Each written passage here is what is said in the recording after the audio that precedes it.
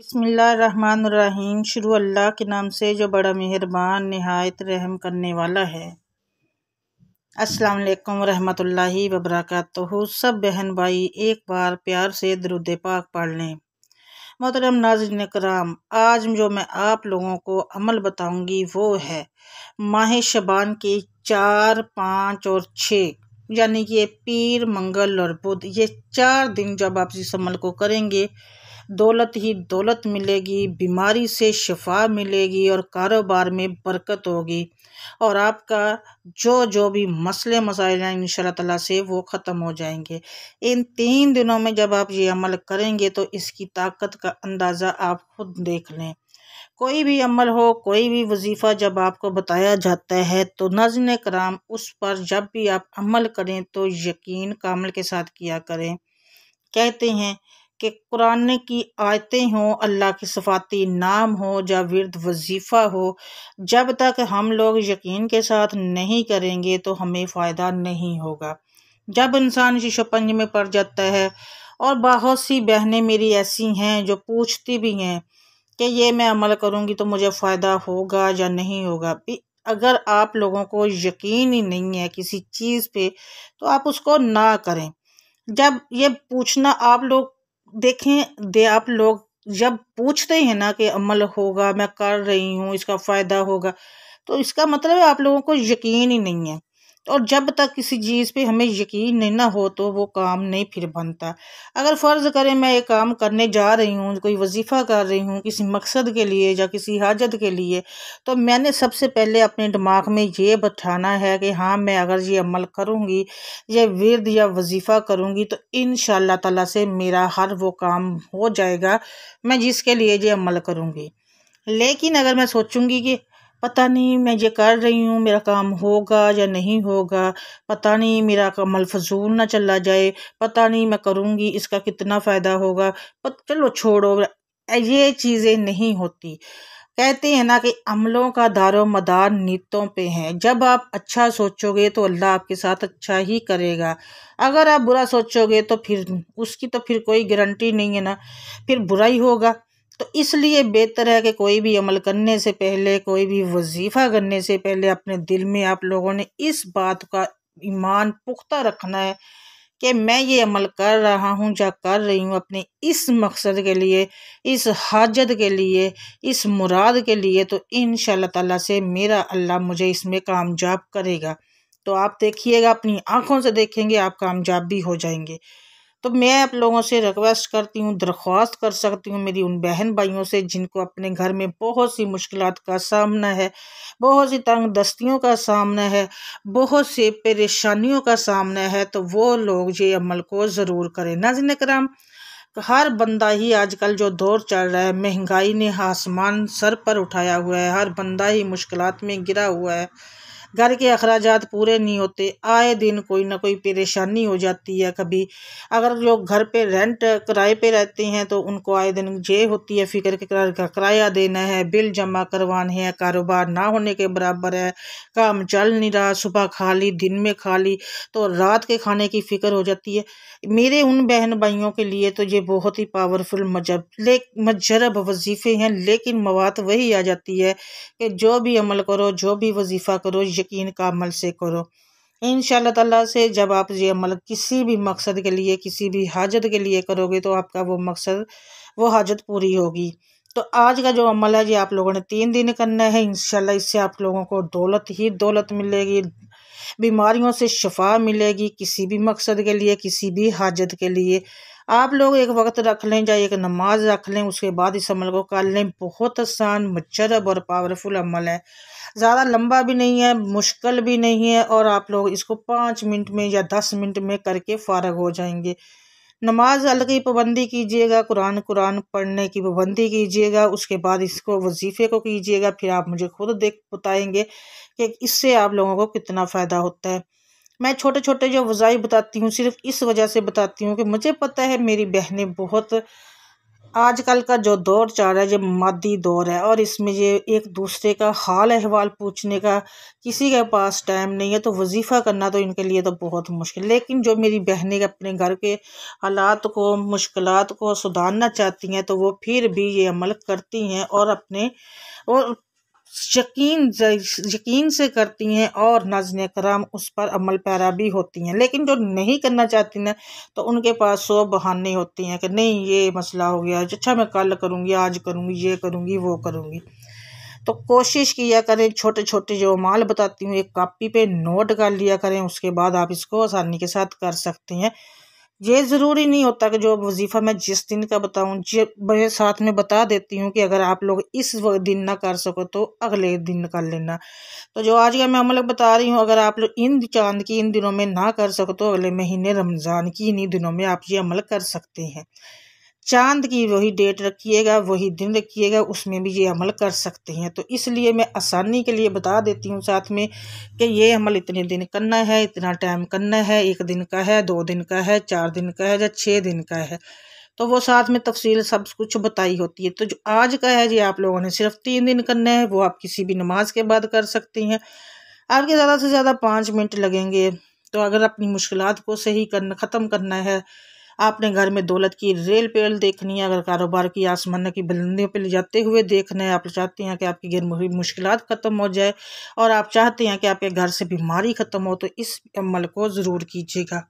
अमल note कर लें, बता देती हूँ, बहुत आसान, बहुत पावरफुल और मुजर्रब है, बहुत ही आसान है। आप कुछ ऐसे कीजिएगा, फजर के बाद कर लें, फजर के बाद नहीं कर सकते, ज़ोहर के बाद कर लें, ज़ोहर के बाद नहीं कर सकते, असर के बाद कर लें, असर के बाद नहीं कर सकते तो मगरिब के बाद भी कर सकते हैं। मगरिब के बाद तो वैसे दिन शुरू हो जाता है, लेकिन वो नमाज इसमें कौन ना पहले दिन में आ जाएगी। तो बहुत आसान है, चलते फिरते कर लें, ज़रूरी नहीं किसी नमाज के बाद ही करना, वैसे भी कर सकते हैं जब भी आपको टाइम मिले। तो उससे पहले अगर आप मेरे चैनल पर नहीं, अभी तक आपने मेरे चैनल को सब्सक्राइब नहीं किया, तो जल्दी जल्दी से सब्सक्राइब कर लें और साथ लगे बेल आइकन को ज़रूर प्रेस कीजिएगा, ऐसे छोटे छोटे डेली वज़ाइफ के लिए।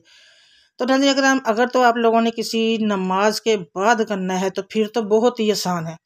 वज़ू होगा आपका, नमाज के बाद कर लें। अगर नमाज के बाद नहीं करना, वैसे ही करना है, तो बावज़ू हो जाए। बावज़ू होने के बाद आपने सबसे पहले दुरूद पाक पढ़ना है। ये वजीफ़ा आप लोगों ने किबला रुख होके करना है।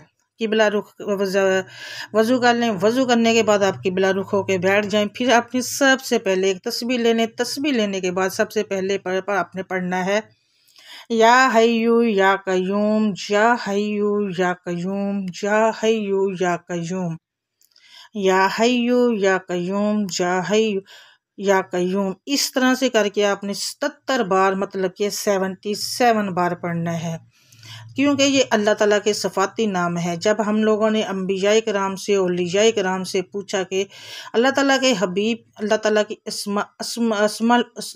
अल्लाह ताला के सफ़ाती नामों की फ़जीलत, तो उन्होंने बताया अल्लाह ताला के सफ़ाती नामों की जो फ़जीलत है वो हम लोग जान ही नहीं सकते। छोटे छोटे होते हैं, लेकिन इनकी जो फ़जीलत होती है आप लोगों की सोच से बढ़कर है।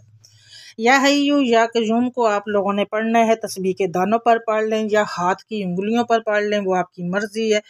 आप लोगों ने 77 बार, मतलब 77 बार पढ़ना है। फिर उसके बाद आप लोगों ने दूसरे नंबर पर जो वजीफ़ा करना है वो है सूरह कौसर का। सूरह कौसर को आपने 44 मतलब 44 बार, 7 बार, 44, ठीक है, 44 मैं आप लोगों को स्क्रीन पे मेंशन कर देगी, आप लोगों को आसानी हो जाए। 44 बार आप लोगों ने इसको पढ़ना है। उसके बाद जो आपने तीसरे नंबर पर जो वजीफ़ा करना है वो है सूरह फातिहा का। सूरह फातिहा को आपने 33 बार पढ़ना है। नाज़रीन कराम, इसको 33 बार पढ़ने के बाद आपने फिर उतना ही दुरूद पाक पढ़ना है जितना आपने शुरू में पढ़ा था। दुरूद पाक आपकी मर्ज़ी है, 3 बार पढ़ लें, 7 बार पढ़ लें या 11 बार पढ़ लें, वो आपकी आसानी के लिए। इस सबसे पहले एक बार और नोट कर लें, आसानी के लिए बता दूं, या हय्यू या कय्यूम 77 बार, सूरह कौसर 44 बार 44, उसके बाद सूरह फातिहा 33 बार 33, अव्वल आखिर दुरूद पाक के साथ। ये अमल आप लोगों ने करना है और उसके बाद आप लोगों ने, आपका कोई भी मकसद है, कोई भी हाजत है, उसको जहन में रख के करना है। जब आप लोगों को मैंने पहले भी बताया कि जिस मकसद के लिए अगर आपके घर में अल्लाह माफ़ करे बीमारी है तो उस बीमारी को दूर करने के लिए आप इस अमल को करें तो साथ में पानी ज़रूर रखिएगा, पानी पे दम कीजिएगा और पानी उस मरीज़ को ज़रूर पिलाइएगा। आपने ये पानी उस वक़्त तक उस मरीज़ को पिलाना है जब तक आप दूसरे दिन ये अमल ना कर लें। 2 दिन उस वक़्त तक आपका वो पानी ख़त्म नहीं होना चाहिए, पानी कम हो जाए उसमें और डाल दो ताकि आप लोगों के 24 घंटे गुजर जाए दूसरे दिन को वजीफ़ा करने तक के। अगर आप चाहते हैं कि दौलत ही दौलत मिले तो आप अपने कारोबार की नीयत कर लें, दौलत की नीयत कर लें कि अल्लाह ताला हमें देगा, इंशाल्लाह देगा तो देगा। उसके बाद अगर आप चाहते हैं कि आपके घर में कोई बंदिश है, कोई रुकावट है, परेशानियां हैं तो वो इंशाल्लाह ख़त्म होंगी, तो आप उसकी नीयत करके इस अमल को कीजिएगा। फिर आप लोगों ने इंशाल्लाह ताला से यकीन का अमल से कीजिएगा। जब आप लोग यकीन का अमल से कोई अमल करेंगे तो इंशाल्लाह ताला आपका मकसद पूरा होगा, हाजतें पूरी होगी। और नाज़रीन किराम एक बात और मैं बता दूं, छोटे छोटे अमल होती हैं, एक कॉपी बना के रख लें, उस पर लिख लिया करें ये आप लोग। और मैंने अभी बताया अगर आप ये चांद की जो मैंने तरीके बताई हैं इन डेटों में 4, 5 और 6 आप शबान के महीने में नहीं कर सकते तो रमज़ान में कर लीजिएगा। रमज़ान में भी अगर भूल जाओ तो ईद उल फितर के महीने में कर लीजिएगा, या किसी भी चांद की इन डेटों में ज़रूर कीजिएगा। अमल आप कर लीजिएगा और टाइम की कोई पाबंदी नहीं, वो अपनी अपनी सहूलत के हिसाब से कर सकती हैं। तो इंशाल्लाह ताला इसकी बहुत ज़्यादा फ़ायदे हैं, बहुत मजरब है। आपकी परेशानियां ख़त्म होंगी, दुख तकलीफ़ ख़त्म होंगे, घर की हालात ठीक होंगे, तंग दस्ती दूर होगी और जो भी मुश्किलात है वो इंशाल्लाह ताला से ख़त्म होगी। और नाज़रीन करम बिलखसूस आप लोग आप सब के लिए दुआ ज़रूर किया करें और आप कोशिश किया करें कि आप लोग बावज़ू रहें। जब वज़ू रहेंगे तो हमारी ज़बान से खुद ब खुद कलमात निकलते हैं, अल्लाह के नामों के निकलते हैं, तस्बीहात निकलती हैं, दुरूद निकलता है, सूरतें निकलती हैं, हम पढ़ते हैं। लेकिन एक बात नोट कीजिएगा, आप लोगों ने आजमाई भी हुई लेकिन मेरी आजमाई हुई, जब हम लोग बावज़ू हालत में नहीं होते तो हमारे दिमाग में शैतानी ख्यालात आते हैं, गलत गलत, कभी कुछ हो गया, कभी कुछ लिया, कभी कुछ ये चीज़ें आना शुरू हो जाती। लेकिन जब हम लोग वज़ू की हालत में होते हैं तो हम लोगों के एक तो हमारे ख्यालात पाक साफ़ होते हैं, दूसरी ये है कि ऐसी चीज़ें देखने को और करने को भी दिल नहीं करता। तो इस बात को आप कोशिश किया करें कि बावज़ू हालत में रहें। जब हम बावज़ू हालत में भी रहते हैं तो 100 बीमारियां तो वैसे ही ख़त्म हो जाती हैं। और नाज़रीन इकराम जब अज़ान हो, कुरान या कोई भी ऐसा मसला हो तो खामोशी के साथ, कुरान कोई पढ़ रहा हो या तिलावत लगी हो तो खामोशी के साथ ज़रूर सुना करें, इसका सुनने का भी बहुत अजर है। दुआ है कि अल्लाह ताला हम सब की मुश्किलात को ख़त्म करे, सगीरा कबीरा गुनाहों को माफ़ करे, हमें नेक अमाल ज़्यादा से ज़्यादा करने की तौफीक दे। जो बीमार है, परेशान हाल है, अल्लाह ताला उन सब की बीमारियों को दूर करे, परेशानियों को ख़त्म करे। और नाज़रीन अकराम दुआ है कि जो मेरे बहन भाई बेटे परेशान हाल है अपने कारोबार को लेकर, तंग दस्तियों को लेकर, घर के हालात को लेकर, अल्लाह ताला उनकी तंग दस्तियों को दूर करे, कारोबार को तरक्की दे, कारोबार की तरफ से परेशानियों को ख़त्म करे।